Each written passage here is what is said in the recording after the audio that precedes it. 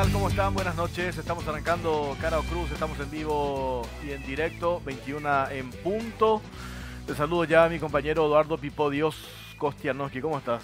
Bien, señor, ¿cómo estás? Bien, bien, bien. Acá domingo preparado para la última semana de la primera fase de cuarentena inteligente. Vamos a ver qué pasa la semana que viene. 18 grados la temperatura en Asunción. Y le escuché unos referentes del Ministerio de Salud. A raíz de que la primera semana de la cuarentena inteligente, en general, aparentemente, porque eso después en 15 días se tiene que evaluar si funcionó o no funcionó, pero a juzgar por el comportamiento de la gente, por una cuestión de percepción, no se descarta que se adelante algunas fases. La fase 2 se puede ya adelantar, los que no estaban incluidos en la fase 2 se les puede incluir. Sectores que no están incluidos en la fase 2 se puede incluir. No se descarta esa posibilidad, que de hecho estaba eso en el presupuesto. Sí. Eso no es... Se habla en todo el mundo. Hoy comenzó el fútbol alemán en partidos así sin público, con algunas medidas medio tontuelas, así como digo yo, porque de repente desinfecta la pelota, pero se van todas cabecear al centro. Pero bueno, se está como relajando un poco la cosa. ¿Será para bien o para mal? No sé. Vamos a ver. Pues en general los números que nosotros tenemos a nivel país son relativamente positivos. Comparando con otros países, todos los casos confirmados, en su mayoría, en un 90%, vienen de afuera. Esos casos están hoy en albergues, o sea, la situación controlada. Sí. Circulación comunitaria, digamos, prácticamente la circulación es mínima. Entonces, ese es un dato muy positivo. Y referentes del sector económico sostienen de que tenemos que hay una cuestión social.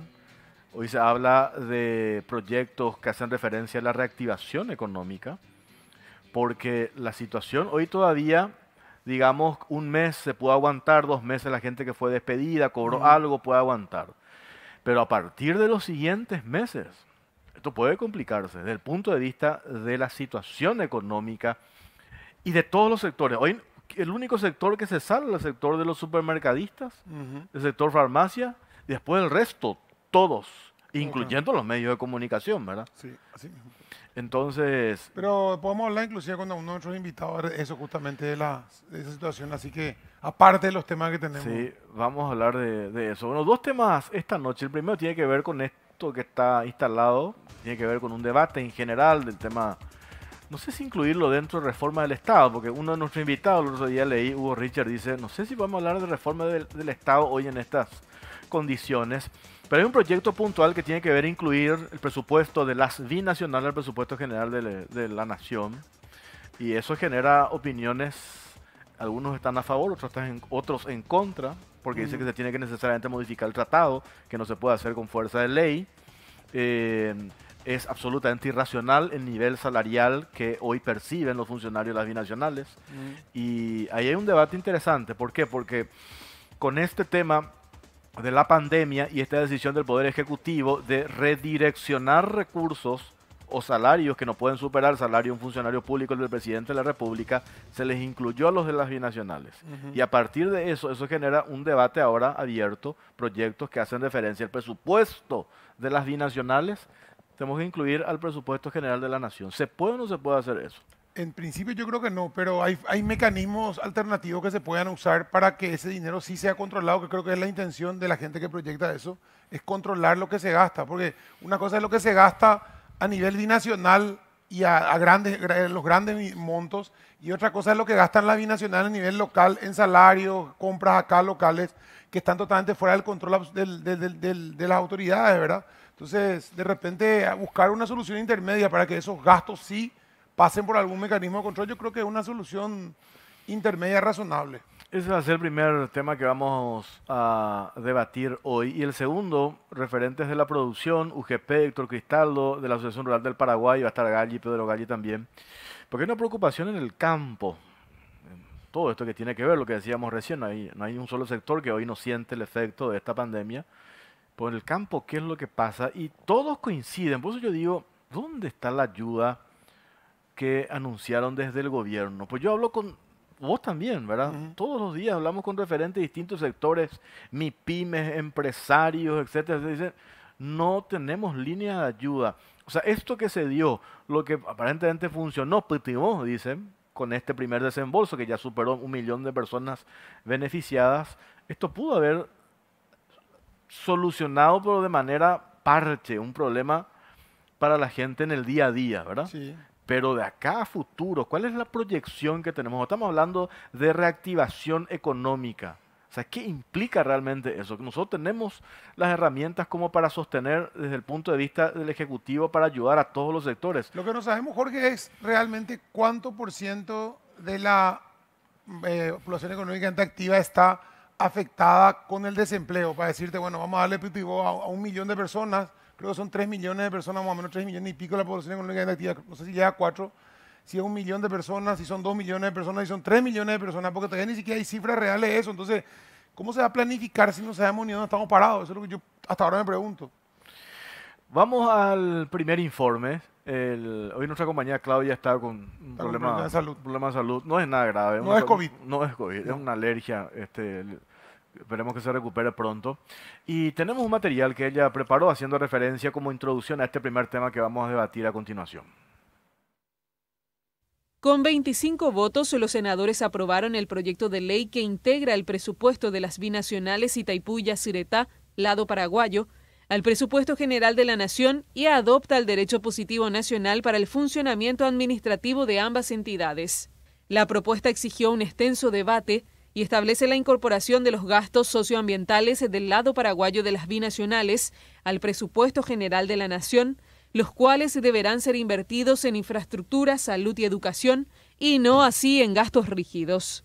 El Ministerio de Hacienda deberá realizar los ajustes normativos y reglamentarios para incorporar estos fondos al presupuesto general. Algunos senadores consideraron que la propuesta es un atropello constitucional y pidieron responsabilidad política a sus pares, expresando que con este proyecto se modifican acuerdos y el país se expone a sanciones de los organismos internacionales, arriesgándose a perder credibilidad para futuros compromisos. Por el contrario, quienes estuvieron a favor defendieron la propuesta como una reparación histórica para aprovechar y manejar un capital estratégico de todos los paraguayos y agregaron que las binacionales no pueden seguir actuando como un Estado dentro de otro. El proyecto pasa a la Cámara de Diputados para su estudio y, de sancionarse, la norma queda en manos del Ejecutivo para su consideración. Bueno, ahí está. También sobre este tema tenemos, como cada domingo, una encuesta para que la gente participe a través de redes sociales. La encuesta dice, ¿es posible vía ley anexar el presupuesto de las binacionales al presupuesto general de la Nación? ¿Sí o no? Esa es la encuesta que ya está en nuestras redes sociales, está en Twitter y está también en Facebook. La gente puede participar. Nosotros estamos en Unicanal, en vivo en directo, estamos en Canal 13, estamos en Radio 1, en Cara o Cruz como cada domingo. Hugo Richard, senador del Frente Guazú, ¿cómo le va? Bien, bien, bien. ¿Qué tal? ¿Cómo están? Buenas noches a toda la teleaudiencia, a ustedes también. Buenas noches. ¿Cómo hiciste para aguantar la interpelación de PETA? ¿Cuánto? ¿10 horas tuvo? Vos sabés que yo creo que la interpelación de Amarilla, perdón, cuando Amarilla, Sí, la eso primera descargo. investidura, yo creo que Amarilla era una especie de experto en síntesis frente al ministro de Educación. Impresionante. Y poco entreí. Vi que tu colega al Frente Guazú, Esperanza Martínez, lanzó en redes sociales, dice, Viroreíla Silvio Petirosi, dice la piloteada. Claro, además de eso, realmente, cosas que se pueden responder creo que en 3, 4, 5 minutos máximo, ¿verdad? Pero él tiene la verba, pero también tiene la verba como para pilotear muchas veces, ¿verdad? Pero Y se nos nota demasiado, ¿verdad? 11 horas creo que estuvimos en la 11 horas interpelación. Pero se nota cuando pilotea también. O sea, te das cuenta que te está farreando. O sea que hay gente que pilotea, pero ya a su vez sabe pilotear. Es atractivo, ¿verdad? O atractiva, depende. Pero muchas veces él no. O sea, terminó por aburrir y 11 horas es mucho tiempo. Yo siempre digo, ¿por qué no se aplica? Porque es una figura constitucional que incluye también a los ministros, lo del juicio político. O sea, por la interpelación en puridad es una especie de descargo, darle la oportunidad al funcionario público para que haga esto que hizo PETA. Por al final, ¿qué sirve? Si no se tiene esa interacción, es como que una justificación, vos te vas a hacer un informe carapé de tu gestión. El problema es que la Constitución habla de la figura del juicio político en el caso del presidente de la República y en el caso usemos esa figura en todo caso para los miembros de la Corte Suprema de Justicia. Pero también a los ministros del Poder Ejecutivo. Bueno, esa es una interpretación muy discutida y que nunca se aplicó realmente. Bueno, claramente dice. A los ministros nunca se aplicó. Nunca se aplicó, pero por eso, nunca se aplicó. Es muy discutida esa interpretación, ¿verdad? Los únicos que pueden, por la vía parlamentaria, perder sus investiduras, además del presidente, los mismos de la Corte, y ahora son los propios parlamentarios, en este caso los senadores, a partir de la pérdida de investidura, ¿verdad? Después otros casos no conocemos en el Paraguay. Ahora, Hugo, no se le hace también el juego a él al hacerle tantas preguntas, porque había preguntas muy importantes y había preguntas que parecían medio virureí. Entonces, yo justo me tocó cuando le preguntaban por qué le condecoró a Ortiz Ramírez. 15 minutos habló para explicar que no le condecoró. O sea, se le da también la oportunidad a él con cuando se le ponen 50 preguntas, entra en su juego, ¿verdad? Hay que reconocer, tenés razón. Fueron 22 preguntas con sus subpreguntas que llegaban a cerca de 50 preguntas. Sí. Y muchas de esas preguntas no tenían, yo creo que la rigurosidad suficiente. Tenés toda la razón. Creo que hay que mejorar mucho desde ese punto de vista. Y eso es porque se hace también online, ¿verdad? ¿O pudieron repreguntar? No, también se hicieron las repreguntas. Yo tengo un interrogante sobre las interpelaciones, incluidas las repreguntas. Porque permite que el interpelado salga del tema o pilotee el tema y no terminamos enfocándonos en el tema de la pregunta. O sea, las respuestas pueden evadir la pregunta y no hay todavía un mecanismo que nos permita llegar a ciertas conclusiones más rigurosas. Claro, así mismo. Bueno, vamos ya a nuestro tema. ¿Qué tal, doctor Jorge Rivas, abogado? ¿Cómo le va? Buenas noches, ¿cómo te va, Jorge? Pipo, ¿cómo estás? Buenas noches.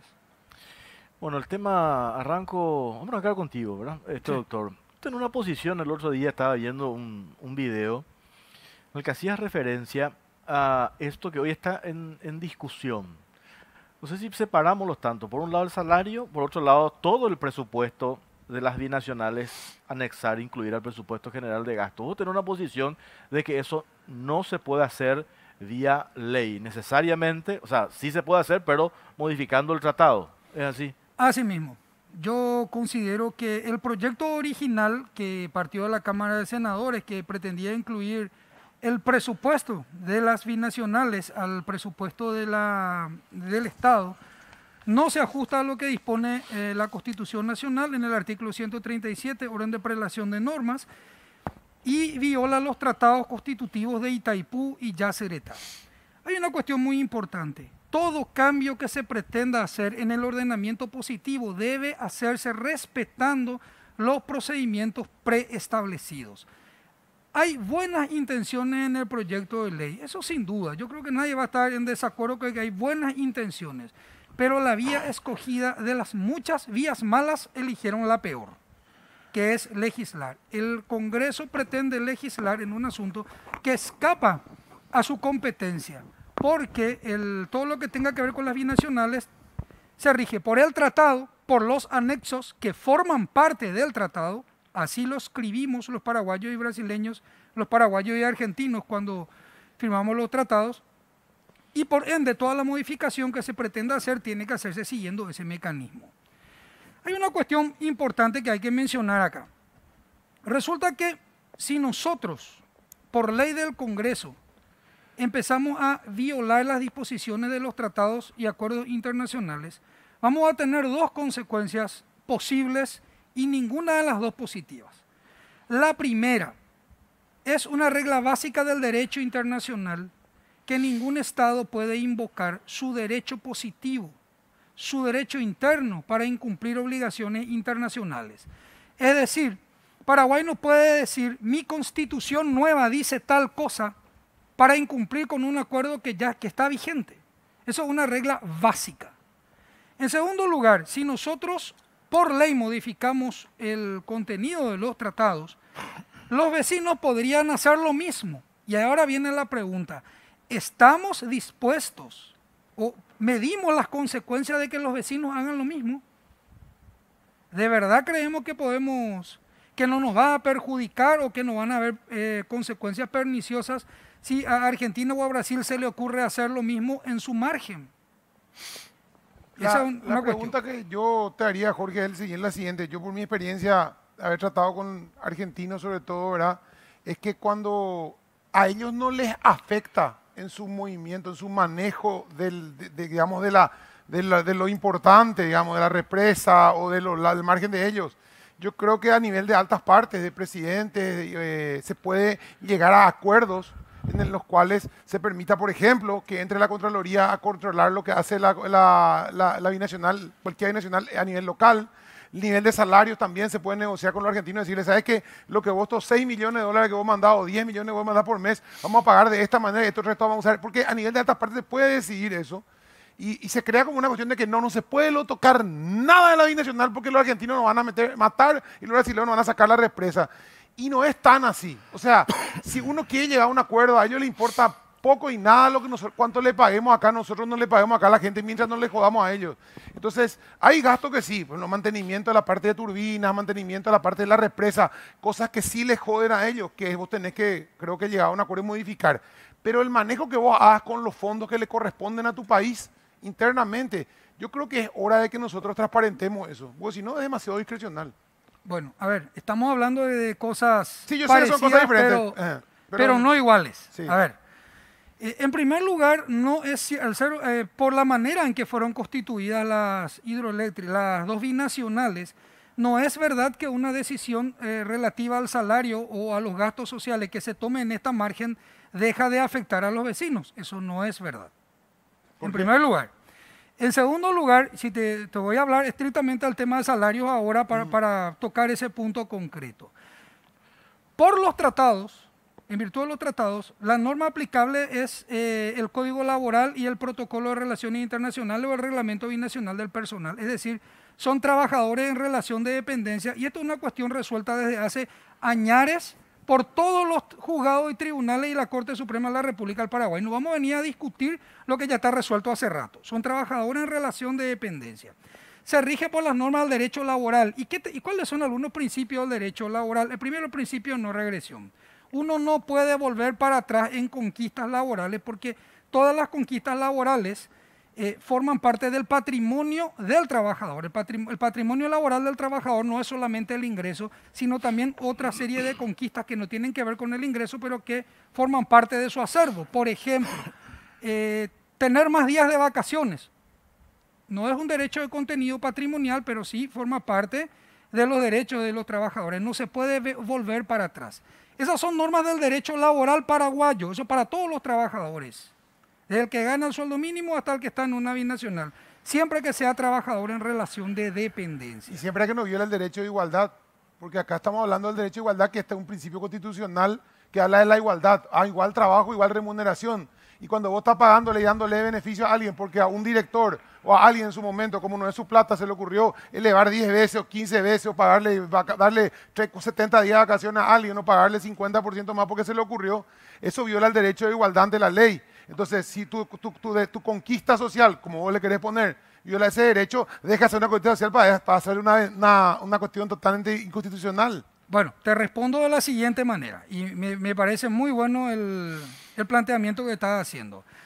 Las entidades binacionales tienen sus normas de acuerdo a las categorías salariales, a cada categoría, el perfil del trabajador de acuerdo a cada categoría.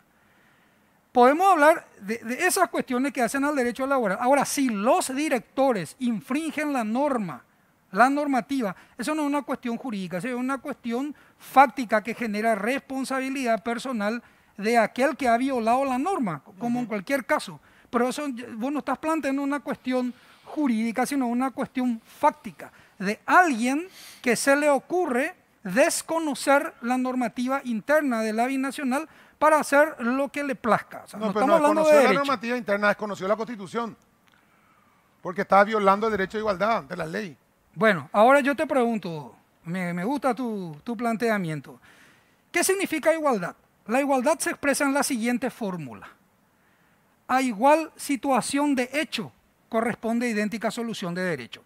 Para empezar, la naturaleza del ser humano hace que todos seamos diferentes. Yo no soy igual a vos.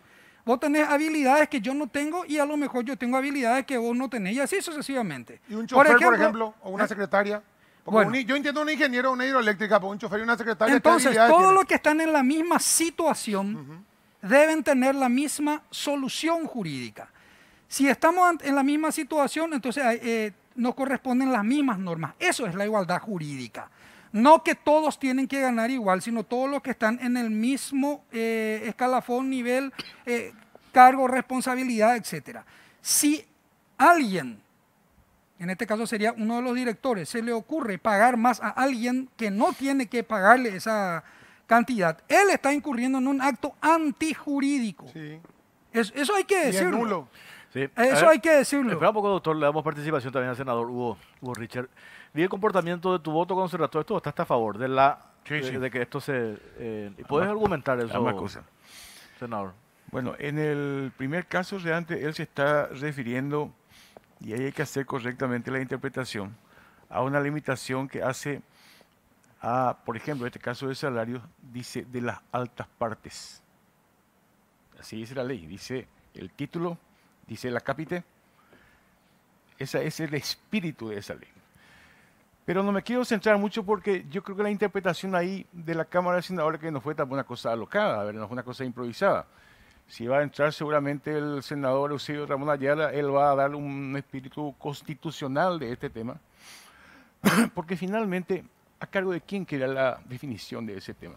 Como se dijo en esa sesión. De la ANDE. La ANDE es la representante de Paraguay, Paraguay es condómino, es copropietaria de la entidad binacional.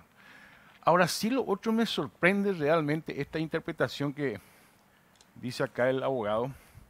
Y le voy yo que no soy abogado, yo siempre le pido a los abogados que profundicen en la interpretación de la Constitución Nacional. Para nosotros que no somos abogados, ¿verdad? Porque por ahí citamos nomás el artículo de la Constitución y no profundizamos en la interpretación de ese artículo. Por ejemplo, desde hace años, el Paraguay, la ANDE específicamente, recibe de Itaipú rendimiento de capital y resarcimiento. No es que ahora va a recibir, estamos recibiendo desde hace años. Segunda cuestión, Paraguay recibe, además de los dos que señalé recién, también recibe e está incorporado en Hacienda y en el presupuesto general de gasto de la Nación los royalties y las compensaciones. 4 cosas. Repito, rendimiento de capital, resarcimiento, royalties y compensaciones.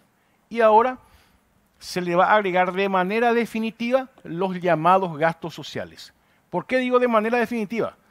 Le quiero decir acá al estimado abogado que esto ya se hizo en el Paraguay.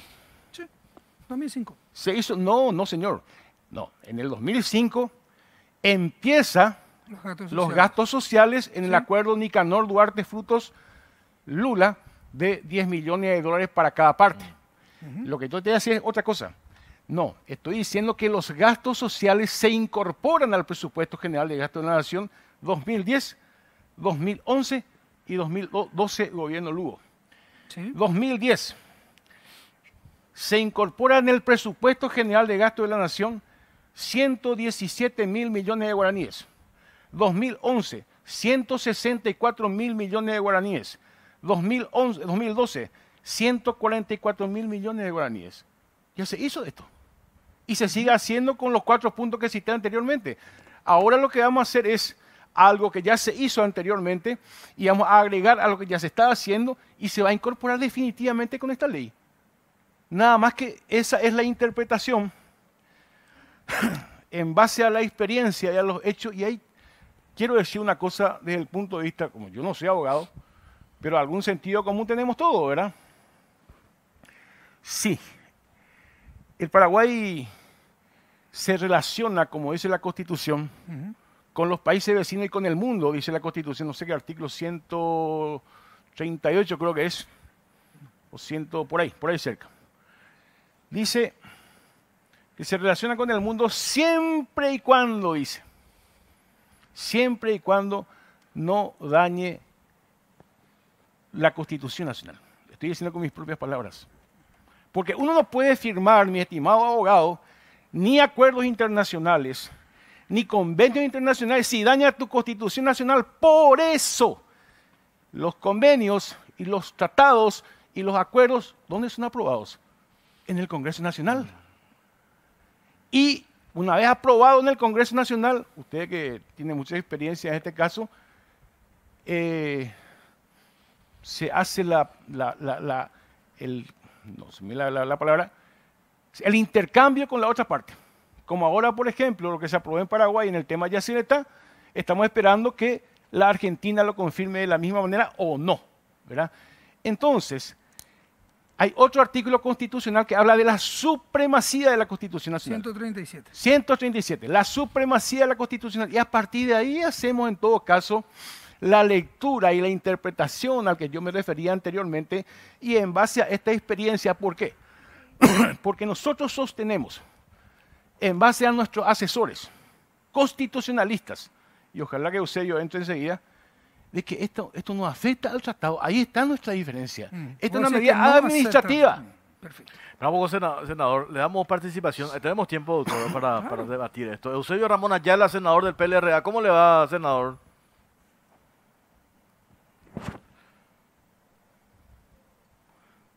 Tiene el micrófono apagado. Nosotros... Hola, buenas noches. Ahí sí. Ahí sí te estamos escuchando perfectamente, senador. Sí, Jorge, un gusto estar contigo. Bueno, esto que estamos ya hablando acá con Hugo Riche, con tu colega, senador del Frente Guazú, con el doctor Jorge Rivas, sé también, el otro día hablamos en la radio sobre este tema. Tu criterio, senador, en relación a esto que tiene que ver anexar el presupuesto de las binacionales, el presupuesto general de la Nación, ¿es factible con una ley del Congreso Nacional? ¿No hace falta modificar el tratado para este efecto? Bueno, no se puede integrar el presupuesto binacional a un presupuesto nacional. Eso tiene que ser bien claro. Así como Paraguay no puede incorporar el presupuesto de Itaipú y de Yacyretá, el Brasil y la Argentina tampoco pueden incorporar a su presupuesto nacional, que tiene otras reglas. Lo que sí esto me lleva a decir es que el presupuesto binacional es diferente al presupuesto nacional. Muy bien. ¿Qué es lo que resolvió el Senado la vez pasada? Y voy a leer el acápite del proyecto de ley porque fue una modificación del proyecto original. El proyecto aprobado fue una redacción de Patria Querida, Frente Guazú, yo con algunos otros integrantes de la bancada B, y dice textualmente lo siguiente: que incorpora los gastos socioambientales de las entidades binacionales Itaipú y Yacyretá, al lado paraguayo, al presupuesto general de la Nación. Es decir, los gastos socioambientales que era de libre disposición de cada país, porque hay un monto determinado en el presupuesto binacional. El año pasado fue de 75 millones de dólares para el Paraguay y 75 millones de dólares para el Brasil. Este año estará alrededor de 60 millones de dólares para el Paraguay y 60 millones de dólares para el Brasil. Eso es lo que con este proyecto de ley vamos a incorporar en el presupuesto. Va a ingresar al Tesoro. Ya no va a estar a la libre disposición del director general de Yacyretá y de Itaipú y del presidente para que pueda hacer compra de tractores, carreras de caballos o lo que sea. Bueno, eso es lo que define este proyecto de ley. Eso sí se puede hacer porque no hay ningún inconveniente que la entidad binacional Yacyretá, que tiene alrededor de 30 millones de dólares para este año, y otros 60 millones de dólares Itaipú, esos 90 o casi 100 millones de dólares ingresen al Tesoro Nacional en el presupuesto y que se destine esos recursos para gastos de infraestructura de la ANDE para la salud y educación, para 3 objetivos. Bueno, ¿por qué nosotros hicimos esta modificación del proyecto original? Porque el proyecto original, efectivamente así decía cuando empezaba el programa, de que integra los presupuestos de Itaipú, Yacyretá, el presupuesto nacional, etc. Así en esos términos no se puede, pero en estos términos sí. Y le escuché a Richard explicar muy bien que las utilidades de capital o de rendimiento del capital y el resarcimiento por administración ingresa al presupuesto nacional a través del presupuesto de la ANDE. Y los royalties y la compensación por cesión de la energía ingresa directamente en fuentes no tributarias, ingresos no tributarios del presupuesto nacional. En síntesis, lo único que no se había incorporado de los ingresos provenientes de Itaipú y de Yacyretá en el presupuesto nacional son los fondos sociales. Muy bien. No obstante, así que también como había dicho Richard y otros, es que hay una disposición en la actual ley del presupuesto, siguiendo ya una tradición del año 2006 en adelante, que los fondos provenientes de las entidades binacionales, los fondos socioambientales de las entidades binacionales, para su utilización en los organismos del Estado requieren previa aprobación por la ley. Muy bien. ¿Qué es lo que se hacía? En la época del Lugo se destinó todo, pero después en algunas épocas se destinaron parte, otro no, etc. ¿Qué significa eso? ¿Por qué era necesaria una ley si ya la ley del presupuesto actual ya tiene una previsión así? Porque se incluía la obligatoriedad que ingresa al presupuesto solamente cuando Itaipú tenía que dar dinero al Ministerio de Educación, al Ministerio de Salud, a DIVEN, etc. Pero si es que tenía que darle a una comisión vecinal, si le iba a dar a alguna asociación, a una iglesia, a alguna congregación, etc., no tenía esa obligación de pasar por el presupuesto. De aprobarse esta ley, todos los fondos socioambientales de Itaipú y Yacyretá, que en total sumarían cerca de 90 millones, van a ser incorporados al presupuesto nacional y van a ser utilizados para infraestructura de la ANDE, de la salud y la educación.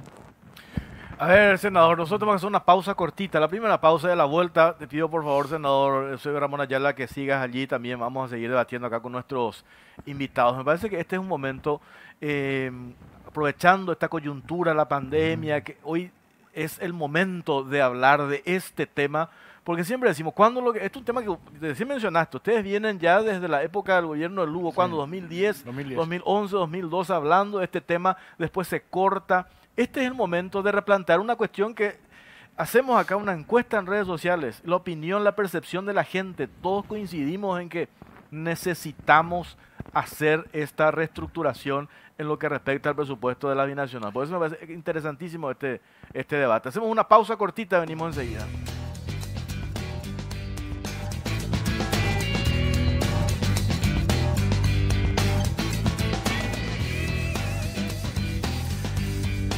Bueno, seguimos en Caro Cruz, estamos en vivo y en directo. Tenemos para compartir nuestra encuesta de hoy, de todas las noches. Dice, ¿es posible vía ley anexar el presupuesto de las binacionales al presupuesto general de la nación? 67% no. 33% de la gente dice que sí. Esto es en Twitter. En Facebook, prácticamente el mismo resultado. 74% la gente dice que no se puede y 26% que sí se puede. Están votando todos los funcionarios de las binacionales. A lo mejor la pregunta no era si se puede poner, si acepta que se meta o no acepta, porque si preguntáis si se puede, no es una pregunta jurídica, no es una pregunta de qué te parece a vos, ¿verdad? Porque si no son todos abogados los que responden. Pero los funcionarios de las binacionales, doctor, vos querías puntualizar algo sobre lo que dijo Richard, lo que dijo también el doctor Eusebio Ramón Ayala. Hay una cuestión que creo que tenemos que delimitar bien. Lo voy a exponer de esta manera. Paraguay suscribió tratados con Argentina y Brasil para crear entes binacionales con el objeto del aprovechamiento del potencial hidráulico del río Paraná.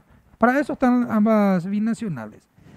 En ese tratado se habla de que hay 3 anexos. El anexo A, que es el estatuto, el anexo B y el anexo C, que tiene las bases y condiciones financieras administrativas, que forman parte del tratado, según lo dicen los propios tratados constitutivos. En ese anexo C del Tratado de Itaipú es en donde se establece que el pago por royalty es compensación o resarcimiento por capital. Dice el senador, ya venimos recibiendo ese dinero de Itaipú de compensación, resarcimiento por capital, etcétera. Y bueno, lo venimos recibiendo porque en el anexo C de Itaipú, que forma parte del tratado, dice que eso debemos recibir. Es lógico que recibamos. Lo que acá estamos diciendo es otra cosa, no es que no vamos a recibir dinero de las binacionales, estamos diciendo que no podemos legislar en contra de lo que disponen los tratados. Eso es lo que estoy diciendo yo. Itaipú no es una república, ni Yacyretá, no son repúblicas dentro de las repúblicas. Eso no es cierto, eso es una falacia. Dos países decidieron crear un ente binacional y ambos países dijeron, de esta forma va a funcionar. Así lo dijimos Paraguay y Brasil, Paraguay y Argentina con cada una de las binacionales. Y ahí, de ese tratado se desprenden una serie de normas otra vez y todo tiene que ser respetado. Entonces, si el Congreso pretende hacer ese tipo, pretende incorporar el presupuesto de gastos sociales de las binacionales, ¿qué es lo que está diciendo en el fondo el Congreso? Está reconociendo que ese dinero no es del Estado, sino que es de la binacional. No es plata del Estado, es de la binacional. Entonces, yo no puedo disponer, te voy a poner un ejemplo un poco tosco, pero creo que bastante ilustrativo. Yo no puedo disponer cómo vas a gastar vos tu dinero. Aunque vos a mí me estés remitiendo una suma mensual, no puedo yo decir una partida ahora de esta manera va a gastar esto. Porque no es de mi propiedad el dinero. Es decir, tiene una manera en que ingresa al Tesoro Nacional, pero no es esta la forma de hacer. Yo no digo que no tenga que ingresar, no digo que no se tenga que modificar, digo que esta no es la forma de hacerlo. En los tratados están todos los mecanismos, es cuestión de sentarnos, leer, ver qué dice, encontrar el mecanismo jurídico, en primer lugar. Pero después, en la fase 2, y no menos importante, son las implicancias técnicas de las modificaciones que hacemos y económicas, que son los pasos 2 y 3. Y que eso tiene, yo como no soy economista, no quiero, tengo algunas opiniones, pero no quisiera referirme a temas económicos porque no es mi especialidad. Pero son 3 pasos, uno el análisis jurídico, luego el análisis técnico y luego el análisis económico. No así como hace el Congreso ahora, señores, ustedes incorporamos este dinero acá. Yo creo que no es la vía jurídicamente correcta.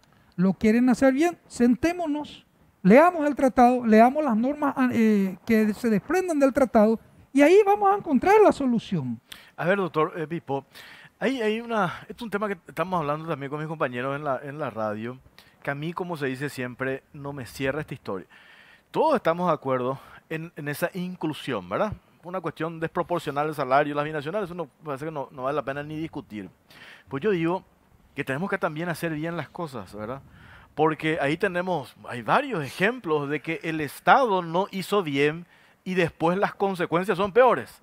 Tiene que ver con mal despidos, tiene que ver con cuestiones presurosas, como por ejemplo se hizo ahora MOPC con el tema Metrobús, que ahora nos viene encima Motangir. Pues, pongo un ejemplo, ¿verdad? Hay que hacer las cosas bien. Siguiendo un poco la lógica del doctor Rivas, senador Richard, ¿qué nos impide seguir esa lógica del doctor Rivas para hacerlo bien y que después no tengamos consecuencias en lo que respecta a estas modificaciones que se quieren hacer? Bueno, pues vamos a hacer una aclaración en todo caso. Y con el respeto acá al doctor. En su primera intervención él dijo que no se podía. Ahora dice que se puede. O sea, una definición muy importante. Ahora él dice que se puede, pero que es una cuestión de forma. En todo caso, si él cree que el procedimiento está mal, pero que sí se puede hacer, me interesaría porque hemos consultado con tantos juristas, con tantos constitucionalistas. Me gustaría que él explique en todo caso cómo se tiene que hacer. Pues ya estamos de acuerdo en que sí se puede hacer, que se hizo siempre desde luego, ¿verdad? En todo caso, es más, esto todavía va a pasar a la Cámara de Diputados. Sí. Entonces sería importante si realmente existe un peso determinado en el procedimiento que propone, pero bienvenido, vamos a discutirlo, ¿verdad? Estamos todavía este proyecto está en fase de debate. Si senadores, perdón, si diputados hace alguna modificación, va a volver a la Cámara de Senadores. Pero ya por lo menos estamos de acuerdo entonces en que sí se puede hacer, que es incorporar los gastos socioambientales en el presupuesto general de gasto de la Nación. Ese me parece un paso importante.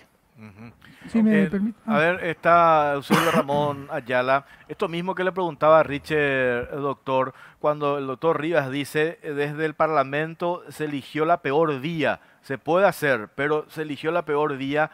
Vos insistís de que esta es la vía correcta, la que aprobaron ustedes. No, hay dos vías.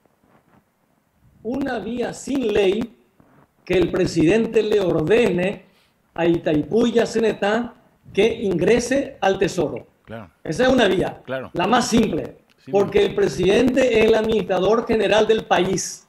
El presidente le nombra a los directores generales, a todos los directores, al presidente de la ANDE, que es la propietaria del 50% de Yacyretá y de Itaipú. Esa es una vía. Lo que ocurre es que no todas las veces los presidentes dan esa instrucción y entonces los directores generales pueden usar esos gastos sociales de acuerdo a su criterio. No digo que lo utilicen bien o mal, de acuerdo a su criterio porque están facultados para ello. ¿Y en dónde van a usar ese dinero? Tienen que usar en el Paraguay, no deben usar en la Argentina. Y si no usan, entonces se perderá ese dinero. Por eso ya en el año 2006, en el presupuesto discutido en el año 2006, nosotros ya habíamos puesto que los fondos socioambientales ingresen al presupuesto. Y este año nosotros volvimos a introducir un artículo que me permito leer porque es muy importante decir la ley. Y la segunda forma de incorporar es por la ley. Acá dice, artículo 236 de la Ley del Presupuesto General de la Nación.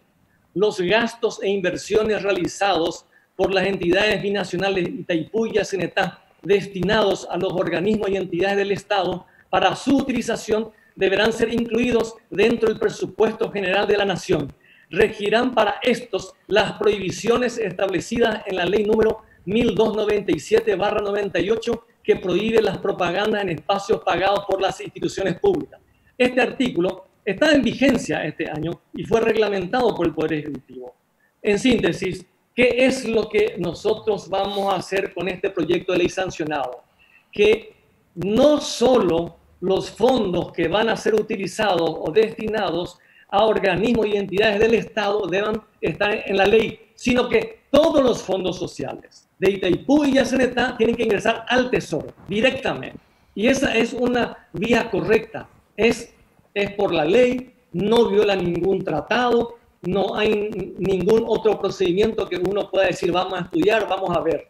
Pero son dos vías. Una, la orden directa del presidente y dos, la ley.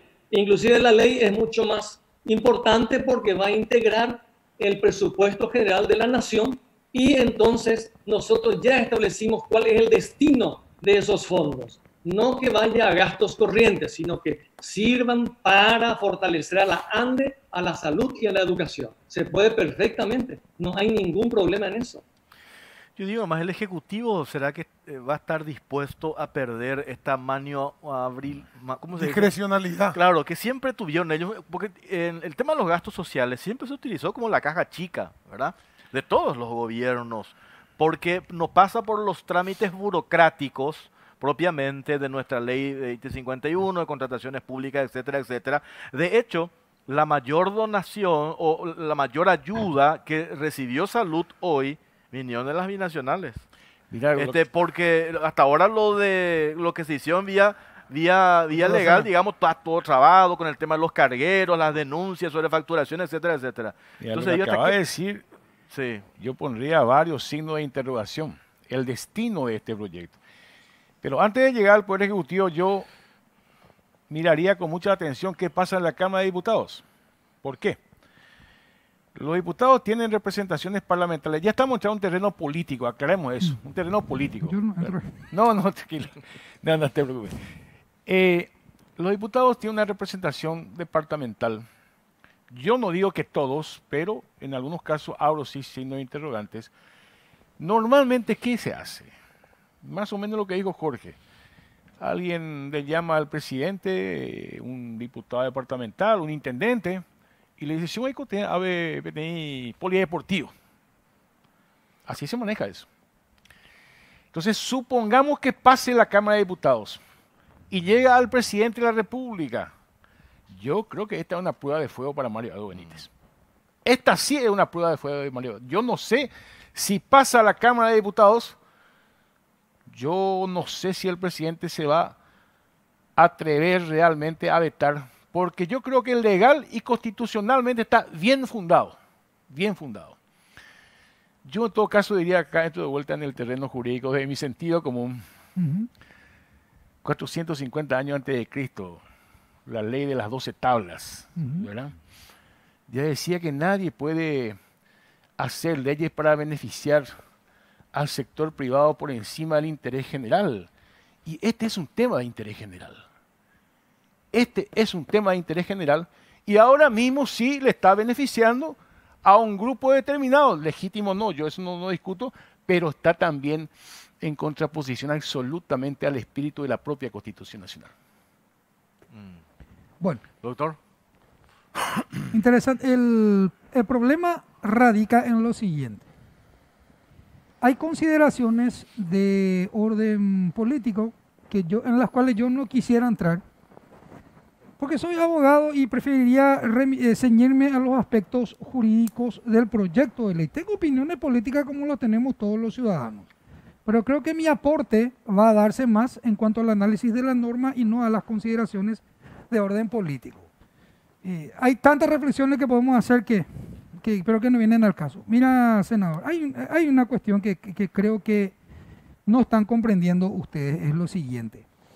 Parte el proyecto de ley de una premisa equivocada. Parten el proyecto de ley de la premisa de que se puede disponer libremente del dinero de las binacionales, lo cual no es verdad, porque eso no lo dicen ni los tratados constitutivos ni los anexos. No se puede disponer libremente.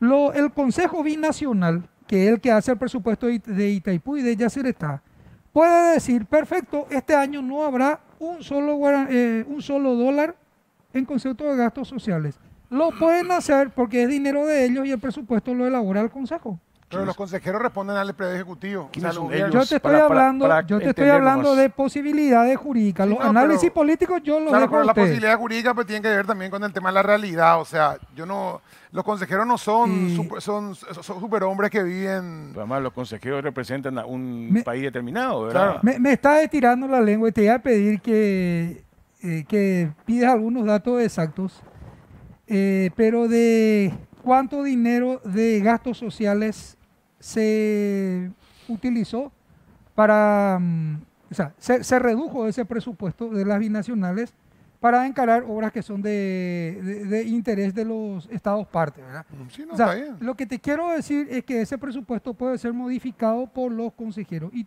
hay una cosa, si nosotros incumplimos el acuerdo, los tratados, nuestros socios argentinos y nuestros socios brasileños pueden hacer lo mismo, de la misma y exacta manera en que lo hacemos nosotros, por ley de su Congreso.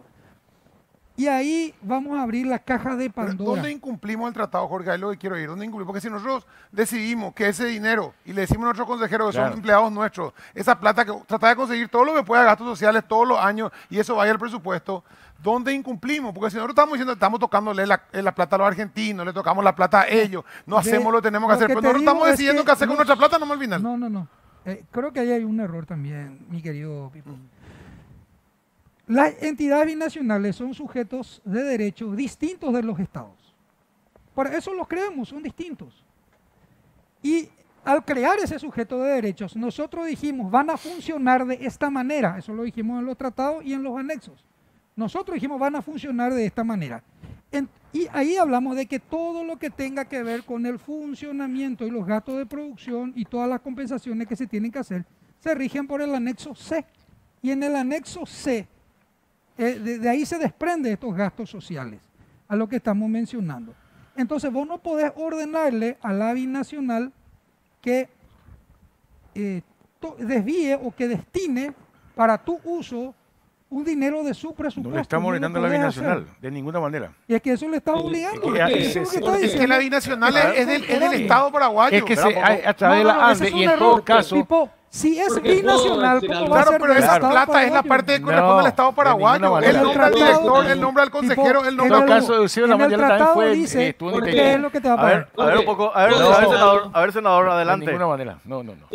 Discutir en abstracto y con especulaciones, bueno, nos lleva a otros campos, ¿verdad? Lo concreto es que quiénes son las autoridades de Itaipú y Yacyretá. Eso es importante para que la gente entienda. Seguramente todos los panelistas ya saben quiénes son las autoridades. Directores, consejeros y altas partes. Las altas partes son Paraguay y Brasil.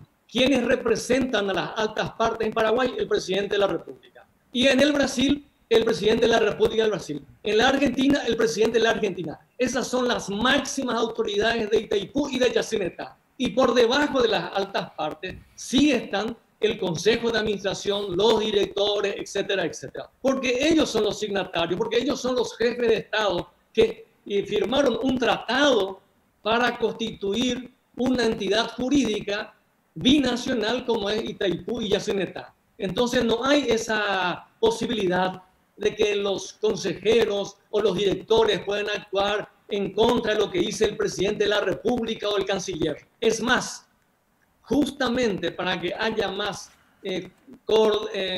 coordinación inclusive con las cancillerías, Itaipú agregó un consejero más que el representante de las cancillerías, tanto paraguaya como argentina.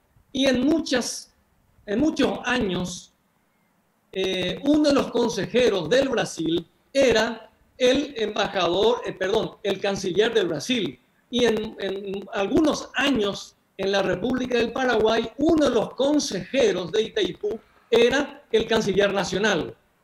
¿Por qué? Porque es obvio, porque obedece a que las altas partes representan al presidente de la República. Después vienen los otros órganos. Entonces, teóricamente, sí es una entidad binacional y los consejeros no son independientes porque responden a la política nacional de cada país y tiene que defender esos intereses en las entidades binacionales. Esa aclaración quería decir, y eso explícitamente está entre las altas partes en el tratado, artículo 1 del Tratado de Itaipú. Perfecto. Doctor, ¿querés decir algo sobre eso? Bueno, yo mantengo mi posición inicial y yo en un momento... Aclarar nomás, porque para eso que aclarar. dijo el senador Richard, o sea, sí se puede entonces. Estamos con eso. Yo, atender una cosa, yo lo que vengo criticando es la manera en que el Congreso quiere hacer las cosas. Eso Pero, es lo espera, que yo estoy pero se criticando puede entonces, se puede hacer, Se puede anexar. puede hacer a partir de lo que disponen los tratados y los mecanismos establecidos allí. Para eso están las negociaciones entre altas partes, pero no de esta manera. Y no es solamente una cuestión de forma no más. Eso es un relativismo muy peligroso. Yo te diría, esto es una cuestión formal luego, porque es importante hacer bien las cosas. Estamos tan acostumbrados como república a hacer lo que nos parece más lindo, más justo, más rápido, más práctico, descuidando los procedimientos correctos, que después terminamos pagando las consecuencias de lo mal hecho. Y yo particularmente estoy cansado de eso. Quiero que se hagan bien. Los senadores, los diputados, tienen salarios que yo sí les pago de mis impuestos, porque el sueldo de los parlamentarios sale de mis impuestos, no así el sueldo de los trabajadores de las binacionales. No sale de mis impuestos. Sí, pero sale de la misma plata de todos. O sea, eso es un eufemismo para No, decir, no. no, ahí le paga a un señor muy bueno que vive en la Déjame NASA. terminar, De mi Pipo, cuenta de la ANDE sale. De lo que yo Pipo, pago de ANDE y le paga la ANDE paga esa energía y después sale. Pipo, déjame terminar la exposición y te lo voy a decir, Sí. pero y si querés entramos en el debate sobre el tema. Pero lo que te digo es lo siguiente, retomando para no perder el hilo. Acá se vienen haciendo mal las cosas, se vienen obviando los mecanismos que establece la ley. En general, esa es una conducta Sí. que tenemos como Estado y terminamos pagando todos. Yo le exijo a mis representantes, que son los diputados y senadores, que hagan las cosas en forma, porque de lo contrario vamos a tener consecuencias. Si nosotros hacemos esto, nada obsta a que los argentinos y brasileños que utilizan el 80% de lo producido hagan lo mismo. Y eso va a tener implicancia para nosotros, nos guste o no nos guste. Ahora, si como consideran esto acá no va a pasar nada, que ellos van a quedarse tranquilos, no va a tener ninguna consecuencia. Ojalá. ¿Qué pasa si hacen lo mismo? Ojalá yo decirle tenga una que cosa, rectificarme. Pero estoy seguro que lastimosamente vamos a tener que decirle de aquí a un tiempo, ¿vieron, señores, lo que ocasiona la ligereza? ¿Pero qué pasaría si de ellos hacen lo mismo con la plata? plata de ellos? ¿En qué nos afecta a nosotros? Es que ahí está tu error conceptual, Pipo. No es la plata nuestra o la plata No, de ellos, es la plata si ellos del con sus ente. gastos sociales hacen lo mismo, ¿qué Es nos la afecta a plata del nosotros? ente. El Que en buscarse... el presupuesto binacional se dice tanto para esta parte y tanto para esta parte, pero es plata del ente, no es plata. No está bien, nuestra. pero si ellos deciden hacer lo mismo, ¿en qué nos afecta? Es lo que yo pregunto. No, yo quería decir Puede una ser cosa que- A ver, sobre- espera un poco, doctor, a ver, sobre senador. el tema. Pero empecé Primero, con- doctor, yo te vuelvo a decir una cosa, y es por segunda vez te voy a decir. Me gustaría saber cuáles son los procedimientos. Porque vos decís, están mal los procedimientos, está mal hacerlo de esta forma. Me gustaría que vos digas, y es la segunda vez que te pido, o le acerques en todo caso a los diputados, cuál es la manera correcta, porque estamos de acuerdo en que sí se puede, pero en los procedimientos, según tu opinión, está mal. Entonces, yo te pido que digas cuál es el procedimiento concretamente. Esa es una primera cuestión. creo que ya, yo ya, lo dije. ya termino. Segunda cuestión. Hay que tener mucho cuidado cuando uno, y yo sé que eso nos sale de pronto, ¿verdad? El querer representar a una totalidad.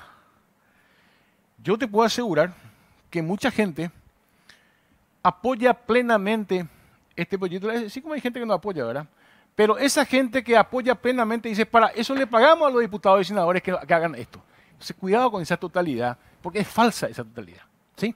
Vos podés decir, yo de mis impuestos pago y se está haciendo mal, y otra gente dice, yo de mis impuestos pago y por fin están haciendo lo correcto. Así Entonces, hay es. que tener mucho cuidado con ese tipo. Sí. Creo que era Eusebio.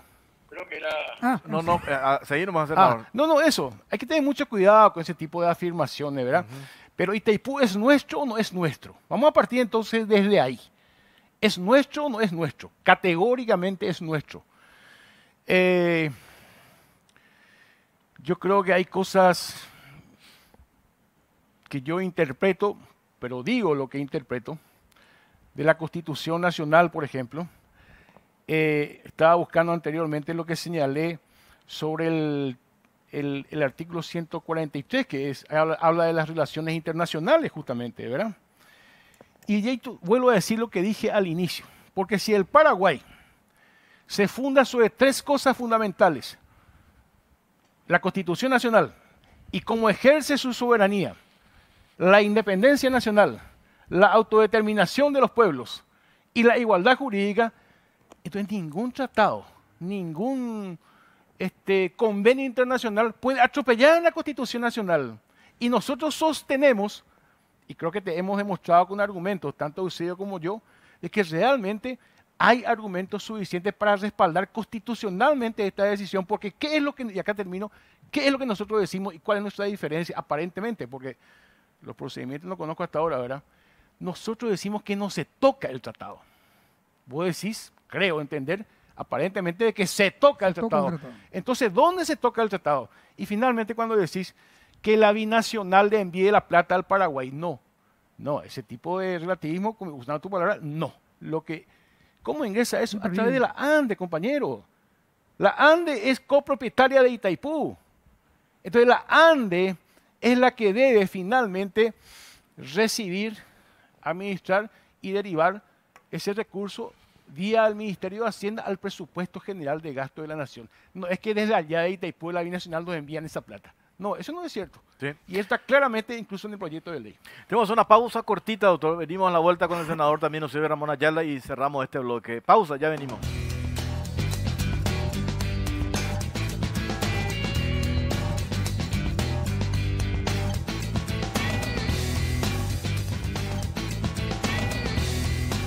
Seguimos en Caro Cruz, estamos en vivo y en directo por Unicanal, por Canal 13, Radio 1, también las 6:50 AM. Tenemos resultados de la encuesta. Esta encuesta que compartimos todas las noches. Dice, ¿es posible vía ley anexar el presupuesto de las binacionales al presupuesto general de la Nación? 71% dice no, 29% dice que sí. Esto es en Twitter. En Facebook la misma pregunta, 85% que no y 15% que sí. Resultado de nuestra encuesta en redes sociales. Doctor, para ir cerrando, esto que te preguntó el senador Richard. Sí. Notas reversales, así como lo establecen los tratados. Está clarísimo el procedimiento en los tratados, es cuestión de mirar, hacer primero el análisis jurídico, luego el análisis técnico y luego el análisis económico, el impacto que va a tener eso. Son tres cosas que hay que analizar siempre. Eso creo que está respondido y creo que lo estoy diciendo por segunda o tercera vez, pero ahora lo digo así bien en claro para que no se pierda la respuesta en ese sentido. Después, finalmente, aquí lo que creo yo que pasa es que que tienen una idea interesante dentro de un marco de reforma del Estado, solamente que consideramos que erraron el camino porque el camino es el que les acabo de mencionar. No me parece conveniente en el marco de las relaciones internacionales hacer esto que están haciendo. Es cierto lo que dice el senador, que la Constitución habla de las relaciones internacionales y en el artículo de la Constitución que habla de las relaciones internacionales dice textualmente el Paraguay acepta el derecho internacional. Primero dice eso y luego habla las premisas sobre las cuales se construyen las relaciones internacionales. Y una regla básica del derecho internacional es que no se puede invocar el derecho del Estado, el derecho interno, para incumplir con algo ya pactado. Un Estado no puede decir mi Constitución dice tal cosa. Resulta que en el marco de las relaciones internacionales el Estado A no tiene por qué conocer el derecho del Estado B. Se rige por la buena fe, que es esencial y clave en las relaciones internacionales. Entonces, se cumple lo que se escribió en el tratado. Si posteriormente hay un cambio en el derecho positivo, por ejemplo, una reforma de la Constitución, lo que se hace es, se renegocia ese acuerdo vigente, pero no se lo incumple hablando o invocando la Constitución Nacional. A ver, cerramos con el doctor Sergio Ramón Ayala. Esto me pone acá un funcionario senador de una de las binacionales y no deja de ser interesante. Escucha, también Pipo. Dice, mira, el procedimiento... quiero dejar muy claro. A ver, doctor, quiero leerte esto nomás. Dice, el procedimiento debe ser un acuerdo por notas reversales de las altas partes, que luego pase al Congreso, que es lo que está diciendo vos, doctor, ¿verdad? Exacto, esa es la idea. El problema es que cuando se hizo eso, en el 2005, en el gobierno de Nicanor, se volvió a retirar porque lo iban a rechazar.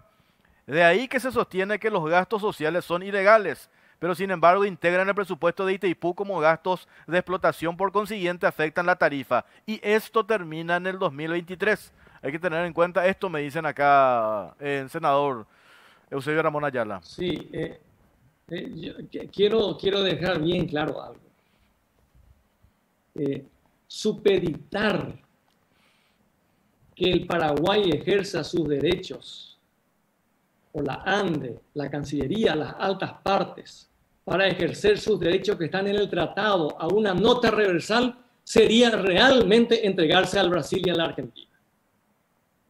Para integrar el presupuesto al presupuesto nacional, los fondos sociales de Itaipú y Yacinetá, no hace falta ni una sola nota reversal, ni una negociación, nada, porque va a estar haciendo dentro de lo que corresponde, sin violar nada del tratado, solicitar o firmar o enviar una nota reversal y que la Cancillería brasileña o la Cancillería argentina acepte, eso sería una forma de entrega.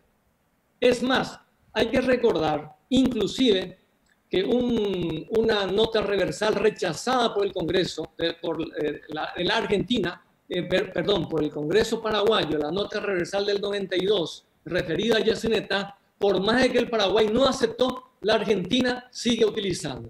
¿Por qué? Con el tratado, inclusive, nuestros socios tienden a ser arbitrarios porque tienen un mayor poder por el tamaño, etc. Entonces nosotros no tenemos que ceder nada de eso. Para que quede claro, no hace falta ni una nota reversal, para que los fondos socioambientales provenientes de Itaipú y Yacyretá puedan ser incorporados al presupuesto nacional.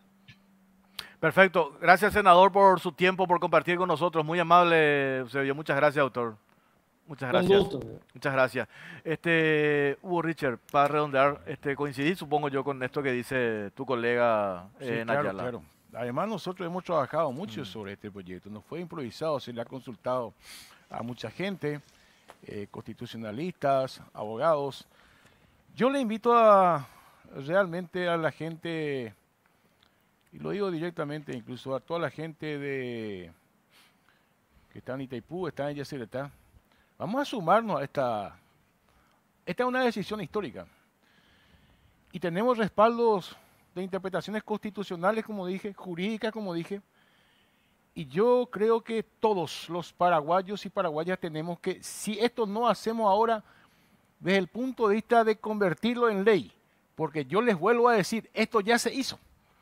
2010, 2011, 2012. Solamente que ahora lo vamos a convertir en ley. Y resulta que en el 2010, en el 2011 y en el 2012 nadie dijo nada. Y entró perfectamente en el presupuesto general de gasto de la nación. Bueno, ahora sumémonos en la campaña para que esto realmente sea una ley. Gracias a ustedes. Gracias, senador. Doctor, te agradecemos también tu tiempo. Vamos a seguir hablando. Me dice acá un diputado, parece que la tendencia es rechazar en diputados, por eso es importante esto visibilizar y discutir, dice, ¿verdad? O si no aprovechamos esta coyuntura para definir este tema, a lo mejor yo creo que va a ser correcto, muy, muy difícil. Y así otros mismo me dicen que podría afectar la negociación negociación del tratado del 2023. Yo no veo por qué, ¿verdad? Pero vamos a seguir debatiendo sobre este tema. Hacemos una pausa, a la vuelta hablamos con referentes del sector productivo a propósito de esta pandemia, cómo se hace para salir de esta crisis. Pausa, ya venimos.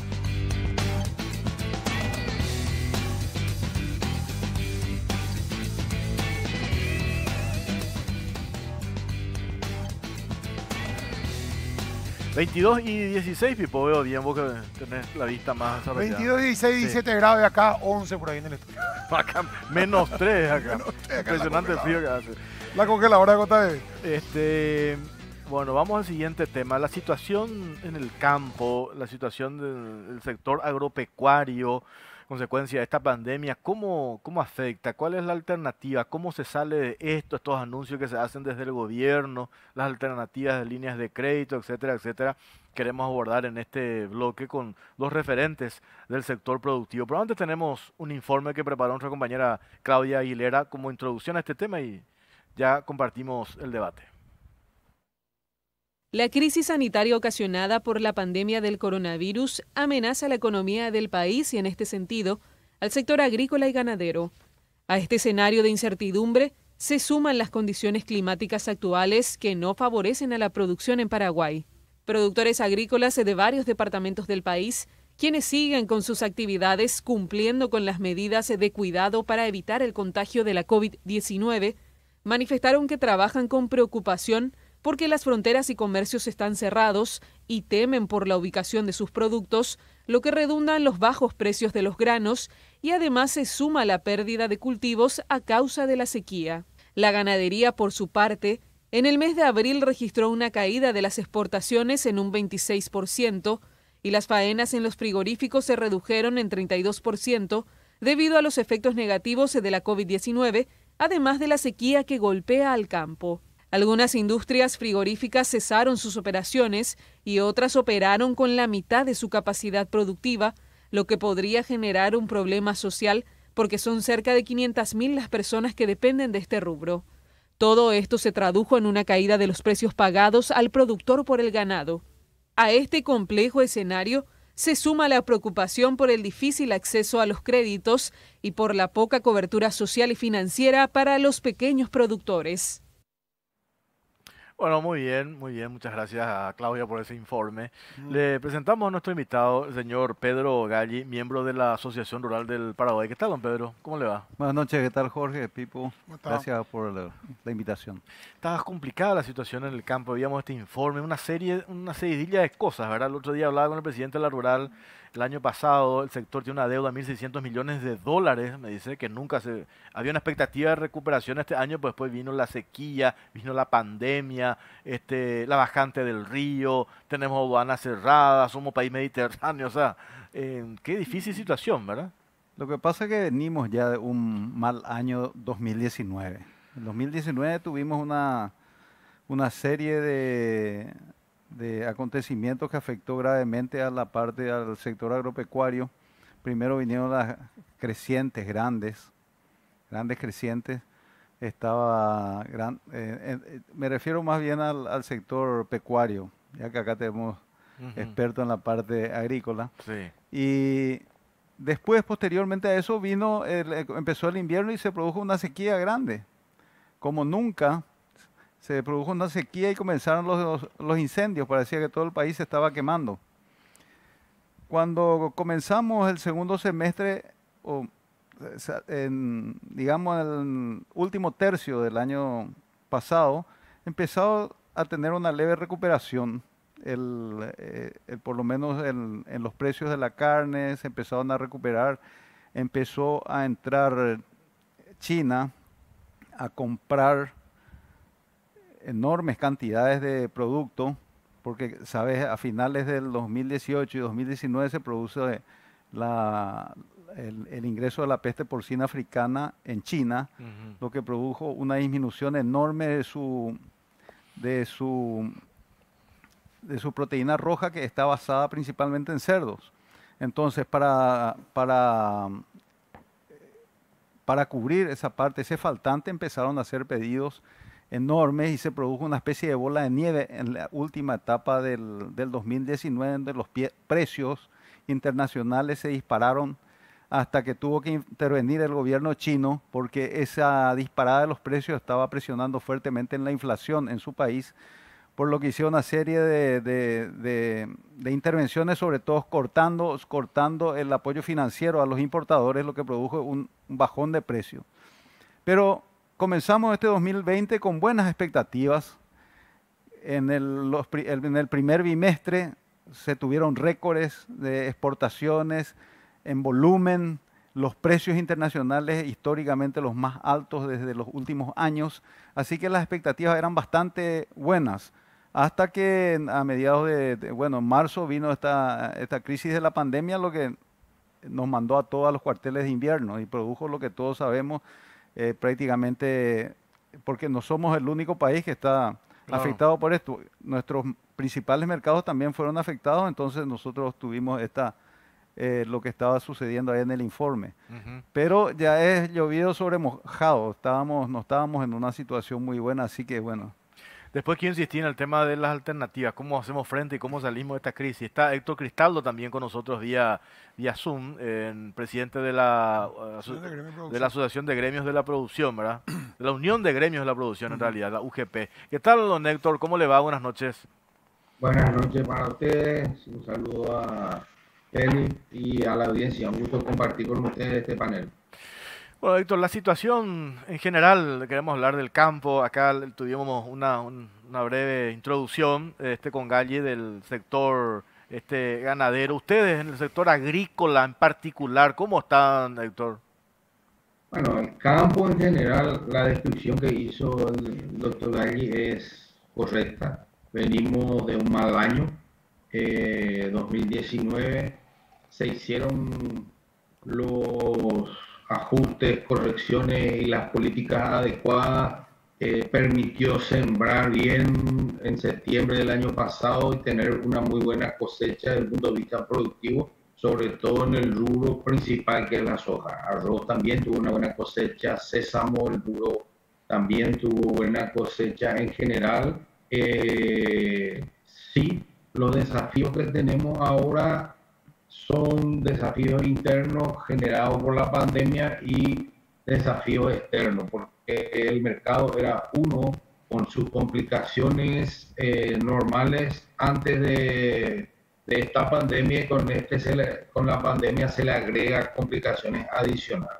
Hay una parálisis general en el mundo de actividades y eso afecta el comercio internacional y por consiguiente los precios. Los precios están en caída, están muy por debajo de las expectativas que se tenía antes de este evento y tenemos cosas que arreglar internamente y tenemos cosas que encarar para afuera para no quedar fuera de los mercados. Es decir, el escenario antes de la pandemia permitía que Paraguay comercie su producción en todo el mundo, ignorando el mercado principal que es China, que en el rubro grano es el 70% del mercado de comercio mundial.